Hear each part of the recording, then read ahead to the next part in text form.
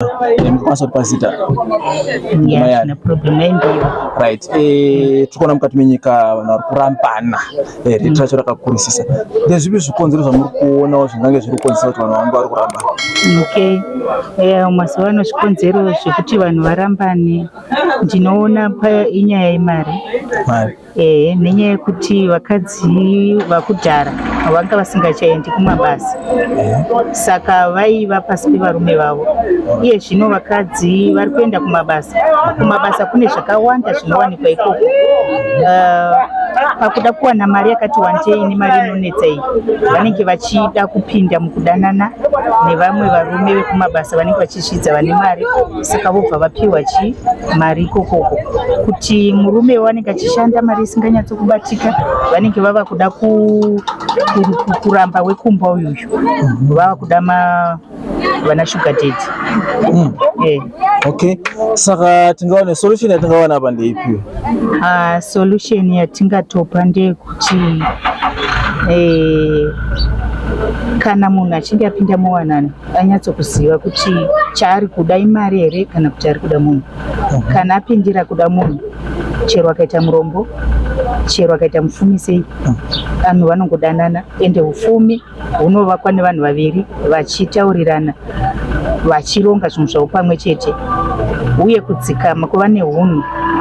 Kana munhu aroorwa ngave neunhu hwokuziva kuti ndava kuvaka musha wangu, ave achida kuvaka musha, kwete kuva nezvekupinda pinda. Tinotenda saizvo. Makasununguka kuti kuti ndi Mr. Ani? Ndinonzi Mr. Raja. Right. Kurambana kwanhu kuramba kuchipedzera. Ndezvipi zvikonzero zvamuri kuona pakugara pakurarama kungange zviri kukonzeresa kuti vanhu vanenge vari kunyanya kurambana zvakadai mazuva atirana? Mukati mazuva atiri kurarama, vanhu pamwe havachisina kuvimbana mukati medzimba kwakuwanikwa. Chimwe chikonzero, vanhu maprinciples avairarama nawo pakukura kwataita, vanhu vane kudzidziswa kwavaiitwa kuti kana ukazonge waenda mukati memba munogarwa zvakadai, imba inogarwa zvakadai.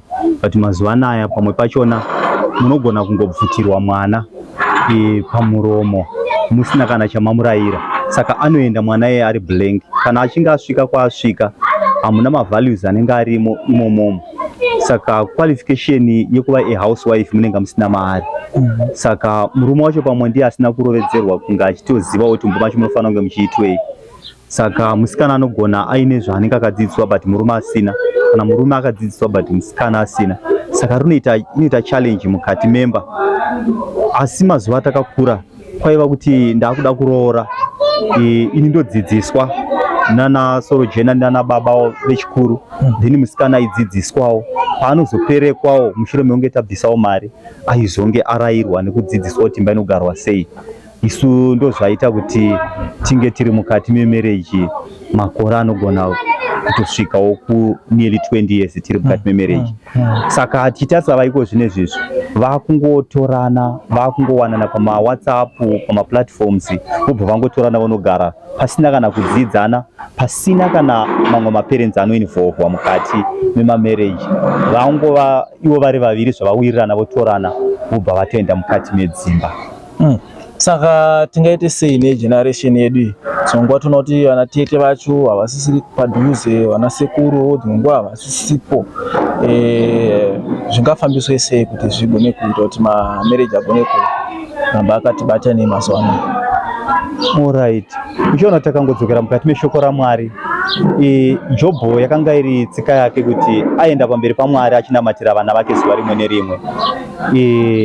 Hatinzwi kuti madzitete kana madzisekuru. Saka tichidzokera futi panyaya iyoyo, vabereki is our part in our duty, kuti tinge tichirayira vana vedu. Takufanira kutodzidzisa vana. Kare waitonzwa kuti munhu akanga ava kuma 18-20 years ndopaanozotanga kudzidziswa kuti unogona kupfimbwa mwana atokura. But iko zvinezvi muchaona kuti vana vatova magrade 5, grade 6, grade 7 vatova nevakomana. Saka the earlier the better. Takufanira kutotanga kutodzidzisa vana ivo vachiri vadiki. Zvimwe zvacho tinogona kuvavanzira kuvadzidzisa sevabereki. kamwe pachona sevanhu vanonamata, asi nyika nekuzvikoro havasi kurega kudzidziswa nyaya idzodzo dzakaita sana sex, vanotodzidzidza kuchikoro. Saka imi pamunenge muchivaudza kuti izvi hazvisati zvaakuitwa, vana vanotopedzisira vatoona kuti isusu vabereki tisi titori kumashure.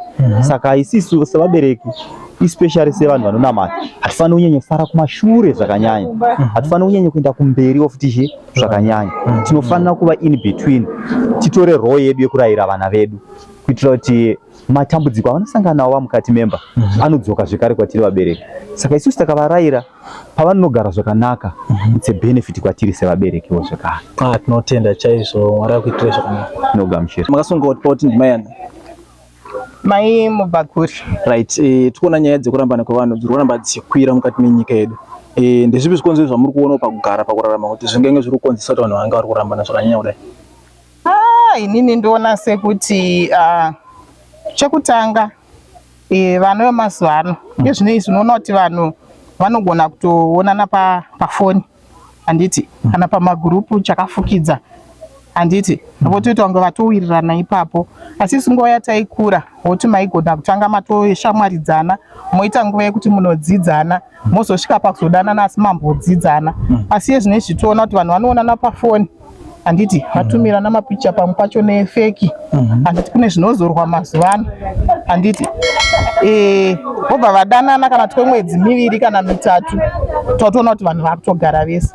Saka pamwedzi mitatu hamusati mambodzidzana handiti.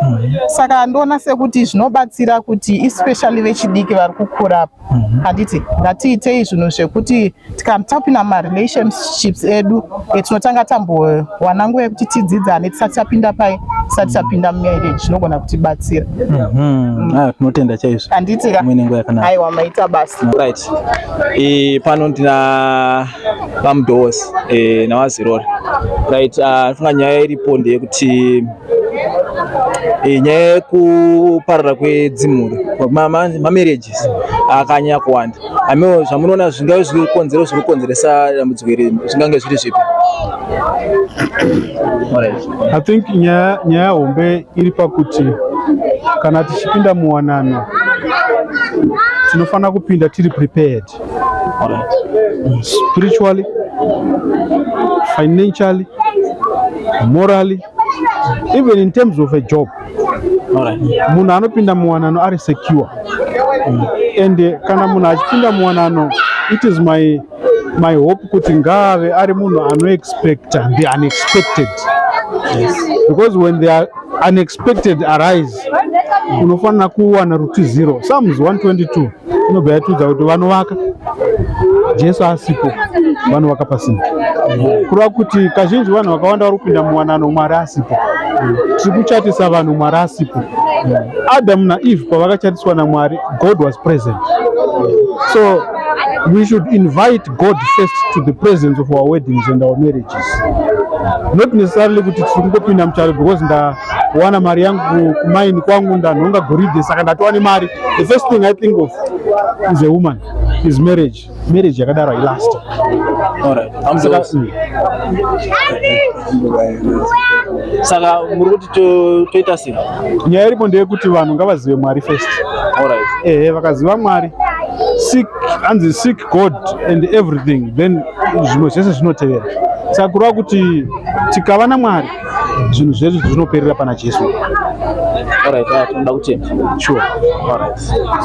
Plus musakanganwa nyaya iyi munhu waMwari kuti Jesu chaiye akazvitaura kuti mazuva ekupedzisira vanenge vachipinda muwana, they will never get satisfied. Munhu ngaave anogutsikana nemudzimai wake mumwe chete, because the beautiful ones are not yet born. So zvinotaura vamwe. Saka ukaroora nhasi chiziva kuti wandaroora ndiye ari beautiful, usatsvaka umwe mangwana. Zingizi gonyera pamwe, maroya nyika apera. Alright, tinoda kutenda chaizvo.